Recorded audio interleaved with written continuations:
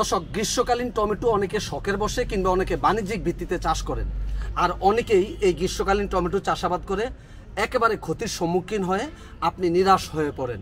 দর্শক, অনেকগুলো ভুলের কারণে গ্রীষ্মকালীন টমেটো করে আপনি সফল হতে পারছেন না।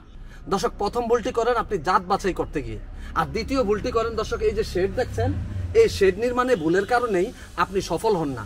তৃতীয় ভুলটি করেন আপনি সঠিক হরমোন প্রয়োগ না করার কারণে। দর্শক, এছাড়াও আরও অসংখ্য ভুল করার কারণেই আপনি এই গ্রীষ্মকালীন টমেটো চাষাবাদে সফল হতে পারেন না। দর্শক, এই গ্রীষ্মকালীন টমেটো চাষাবাদে সফল হতে সর্বশেষ পরীক্ষিত কৌশলগুলো আপনাদেরকে জানাবো 15টি পর্বে। প্রত্যেকটি পর্বে থাকবে কৃষকরা কোন কোন ভুলগুলো করে গ্রীষ্মকালীন টমেটো চাষাবাদে এবং এই ভুল উত্তরণে আপনি কী পদক্ষেপগুলো নেবেন, বিস্তারিত সব তথ্য।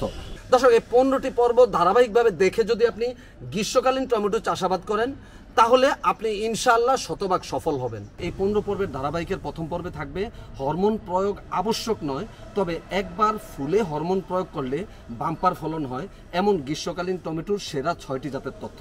দ্বিতীয় পর্বে থাকবে হরমোন প্রয়োগ ও ছাউনি আবশ্যক নয়, তবে হরমোন প্রয়োগ করলে বাম্পার ফলন হয় এমন হাইব্রিড 3টি সেরা গ্রীষ্মকালীন টমেটোর জাতের তথ্য। তৃতীয় পর্বে থাকবে ছাউনি ও হরমোন প্রয়োগ আবশ্যক এমন গ্রীষ্মকালীন টমেটোর সেরা 6টি জাতের তথ্য। চতুর্থ পর্বে থাকবে গ্রীষ্মকালীন টমেটোর বীজ শোধন, চারা উৎপাদন কৌশল। পঞ্চম পর্বে থাকবে গ্রীষ্মকালীন টমেটো চাষে জমি তৈরি, সুষম সার প্রয়োগ ও ছাউনি তৈরির কৌশল। ষষ্ঠ পর্বে থাকবে গ্রীষ্মকালীন টমেটোর চারা রোপণ, সেচ ও নিষ্কাশন ও অপরিসার প্রয়োগ কৌশল। সপ্তম পর্বে থাকবে গ্রীষ্মকালীন টমেটো চাষে খুঁটি দেওয়া ও হরমোন প্রয়োগ পদ্ধতি। অষ্টম পর্বে থাকবে গ্রীষ্মকালীন টমেটোর সাদামাছি পোকা ব্যবস্থাপনা। নবম পর্বে থাকবে গ্রীষ্মকালীন টমেটোর লিপ মাইনর বা পাতা সুরঙ্গকারী পোকা বা ম্যাপ পোকা ব্যবস্থাপনা। দশম পর্বে থাকবে গ্রীষ্মকালীন টমেটোর ফল ছিদ্রকারী পোকা ব্যবস্থাপনা। 11তম পর্বে থাকবে গ্রীষ্মকালীন টমেটোর ড্যাম্পিং অফ রোগ ব্যবস্থাপনা। 12তম পর্বে থাকবে গ্রীষ্মকালীন টমেটোর ঢলে পড়া রোগ বা উইল্টিং রোগ ব্যবস্থাপনা। 13তম পর্বে থাকবে গ্রীষ্মকালীন টমেটোর নাভি দশা বা মরক রোগ ব্যবস্থাপনা। 14তম পর্বে থাকবে গ্রীষ্মকালীন টমেটোর মোজাইক ভাইরাস রোগ বা হলুদ পাতা কোঁকড়ানো রোগ ব্যবস্থাপনা। দর্শক, 15তম পর্বে থাকবে গ্রীষ্মকালীন টমেটো সংগ্রহ ও সংগ্রহোত্তর ব্যবস্থাপনা। আর এই গ্রীষ্মকালীন টমেটো চাষের আগে এই 15টি পর্ব দেখে আপনারা গ্রীষ্মকালীন টমেটো চাষ করবেন, কারণ গ্রীষ্মকালীন টমেটো চাষ করতে অনেকগুলো ভুলের কারণে প্রায় 80% থেকে 90% কৃষক ক্ষতিগ্রস্ত হয়। দর্শক, সবগুলো পর্ব অত্যন্ত গুরুত্বপূর্ণ, তাই সবগুলো পর্ব ধারাবাহিকভাবে দেখবেন এবং এই পর্বগুলো দেখেই আপনি গ্রীষ্মকালীন টমেটো চাষাবাদ করবেন, তাহলে আপনি ক্ষতিগ্রস্ত হওয়া থেকে রক্ষা পাবেন। দর্শক, আপনারা বাড়িতে কিন্তু স্মার্ট টিভি অথবা বড় স্ক্রিনে এখন ইউটিউব চ্যানেল দেখেন। আপনাদের জন্য কৃষিতে বিশ্ব ইউটিউব চ্যানেলে নতুন সংযোজন করা হয়েছে 4K আলট্রা এইচডি অর্থাৎ 4K আলট্রা হাই ডেফিনেশনের ভিডিও। দর্শক, পুরো ভিডিও জুড়েই আপনারা জীবন্ত সবকিছু দেখতে পাবেন। দর্শক, কৃষিতে বিশ্ব ইউটিউব চ্যানেলে পরামর্শমূলক 5 শতাধিক ভিডিও রয়েছে, সর্বশেষ পরীক্ষিত কৌশল এবং 4th জেনারেশনের কীটনাশক, রোগনাশক এবং হরমোন বা ভিটামিনের তথ্য আপনারা জানতে পারবেন 30টিরও অধিক জৈব বালাইনাশক তৈরির কৌশল। দর্শক, এই কৃষিতেই বিশ্ব ইউটিউব চ্যানেলের সবগুলো ভিডিও নিজেরা দেখবেন এবং ফেসবুকে শেয়ার করে সারা দেশের মানুষের পাশে দাঁড়াবেন। নিশ্চয়ই প্রত্যেকটি উপকারী পরামর্শ শেয়ার করা সদকাতুল জারিয়া। আসসালামু আলাইকুম, আমি মনিরুজ্জামান, উপসহকারী কৃষি অফিসার, বরুড়া, কুমিল্লা। দর্শক, আপনারা ধারাবাহিকভাবে গ্রীষ্মকালীন টমেটো চাষাবাদ কৌশল 15টি পর্বে জেনে আসছেন। আজকে থাকছে 15তম পর্ব ও শেষ পর্ব। দর্শক, এই পর্বে থাকবে গ্রীষ্মকালীন টমেটো সংগ্রহ ও সংগ্রহোত্তর ব্যবস্থাপনা। দর্শক, ভিডিওটি অত্যন্ত গুরুত্বপূর্ণ, তাই ভিডিওটি না টেনে পুরো ভিডিওটি দেখার বিনীত অনুরোধ রইল। দর্শক, বাণিজ্যিক ভিত্তিতে গ্রীষ্মকালীন টমেটো চাষ করেছেন, আপনি কোন লক্ষণ দেখা দিলে এই গাছগুলো থেকে পরিপক্ক ফল সংগ্রহ করবেন?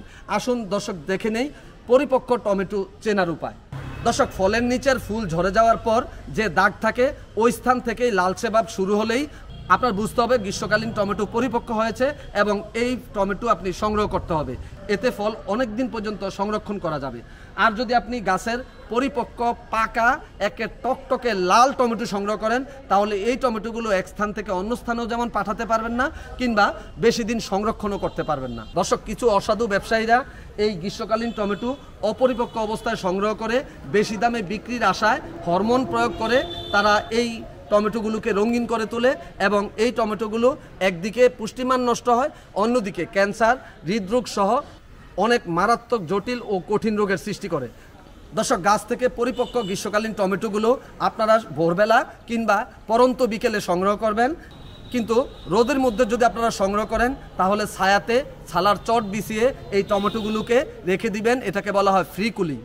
তারপর এই টমেটোগুলোকে গ্রেডিং করবেন এবং পোকা আক্রান্ত এবং রোগাক্রান্ত টমেটোগুলোকে বাছাই করে বাদ দিয়ে ফেলবেন।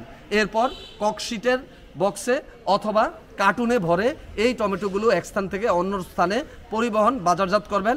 দর্শক, জাতভেদে এই গ্রীষ্মকালীন টমেটো 35 থেকে প্রায় 111 মেট্রিক টন পর্যন্ত ফলন হতে পারে। দর্শক, শেষ করব আজকের পর্ব। দর্শক, যারা এই 15টি পর্ব ধারাবাহিকভাবে দেখেননি তারা দয়া করে এই 15টি পর্ব দেখে নেবেন, কারণ এই 15টি পর্ব দেখলে ইনশাআল্লাহ আপনি গ্রীষ্মকালীন টমেটো চাষাবাদ করে সফল হবেনই। কারণ গ্রীষ্মকালীন টমেটো চাষাবাদের সর্বশেষ পরীক্ষিত প্রযুক্তিগুলো এই 15টি পর্বে জানানোর চেষ্টা করেছি। দর্শক, কৃষিতে বিশ্ব ইউটিউব চ্যানেলে এরকম গুরুত্বপূর্ণ আরও 4 শতাধিক ভিডিও রয়েছে। সবগুলো ভিডিও অত্যন্ত গুরুত্বপূর্ণ, তাই চ্যানেলটি সাবস্ক্রাইব করে সবগুলো ভিডিও দেখবেন এবং নিজেরা এই ভিডিওগুলো দেখে চাষাবাদ করবেন এবং পাশাপাশি কৃষকদেরকেও বলে বাংলাদেশের কৃষিতে অবদান রাখবেন, এমনটাই প্রত্যাশা। ভালো থাকবেন, ভালো রাখবেন, এই প্রত্যাশায় শেষ করছি আজকের কৃষিতে এই বিষয়। আল্লাহ হাফেজ। দর্শক, যারা আমার চ্যানেলটি আজকেই প্রথম দেখছেন তারা পরবর্তী ভিডিওটি দেখতে চ্যানেলটি এভাবে সাবস্ক্রাইব করে পাশে থাকা বেল আইকনটিতে অল ক্লিক করে আমার সঙ্গেই থাকুন। এভাবে একটি একটি করে প্রযুক্তি ছড়িয়ে যাবে সারা দেশের কৃষক ভাইদের কাছে।